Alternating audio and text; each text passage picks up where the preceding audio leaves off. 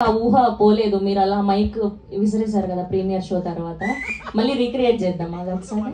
అది రాదు. మా తమ్ముడు యశ్వంత్ నెత్తి మీద పడిపోతే ఎవరితో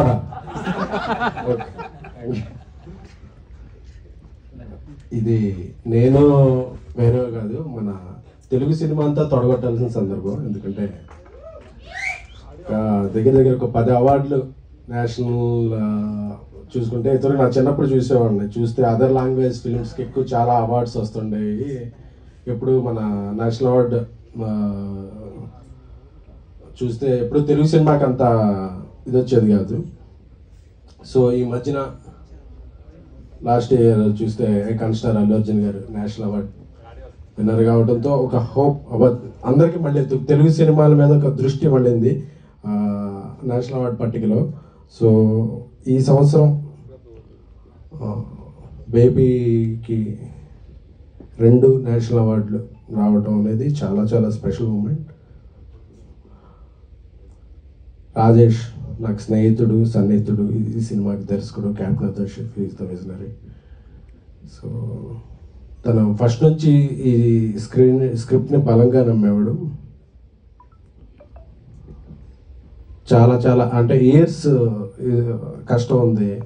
సినిమా తీయడానికి 2-3 ఏళ్ళు పడితే దాని ముందు ఒక 4-5 ఏళ్ళు, ఒక 6 ఏళ్ళు కథ మీద చాలా చాలా సీన్లు అలా రాసుకుంటూ వచ్చి చాలా చాలా కష్టం. ఆ కష్టాన్ని మళ్ళీ ఒకసారి ఇదవుతుంది. అంటే ఒక ఫస్ట్ ఆఫ్ ఆల్ ఈ సినిమాతో పాటు తెలుగు నుంచి జాతీయ అవార్డులు దక్కిన భగవత్ కేసరి టీంకి, అలాగే హనుమాన్ టీంకి, బలగం టీంకి, గాంధీ గారి చెట్టు ఆ టీం అందరికీ కూడా శుభాకాంక్షలు. ఒక సామెత ఉంది తెలుగులో, ఒక చెట్టు, ఒక మంచి చెట్టు ఏంటంటే దాన్ని ఒక మనం నీళ్లు పోసి పెంచితే అది ఫలాలు ఇస్తే ఫ్రూట్స్. ఆ తర్వాత చెట్టు కొన్నాళ్ళ తర్వాత ఎండిపోద్ది. ఎండిపోయాక కూడా దాని నుంచి కలప వస్తుంది అంటారు. ఆ కలప వచ్చి ఒక ఇల్లు కట్టుకుంటానికి ఉపయోగపడుద్ది. సో ఒక మంచి చెట్టుని మనం నమ్మి ఒక చెట్టుని పెంచితే ఆ చెట్టు అది దాని జీవనం అయిపోయాక చనిపోయాక కూడా దాని నుంచి ఒక కలప, అలా అన్ని రకాల బై ప్రోడక్ట్స్ ఎలా వస్తాయో ఒక సినిమా కూడా ఒక నమ్మి తీసే స్క్రిప్ట్, ఒక నమ్మి చేసే సినిమా ఒక చెట్టు లాంటిదే. అందుకని ఎప్పుడో 2023లో ఈ సినిమా చూస్తే అప్పుడు డబ్బులు ఇచ్చింది, పేరు ఇచ్చింది.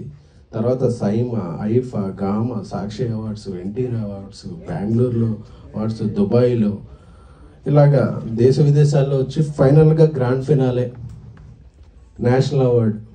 అందులో బ్యాక్ టు బ్యాక్ రాజేష్ గారికి కలర్ ఫోటోకి వచ్చింది, ఇప్పుడు వచ్చింది. ఆయన అవార్డులకి కేర్ ఆఫ్ అడ్రస్గా మారుతున్నారు రాజేష్ గారు.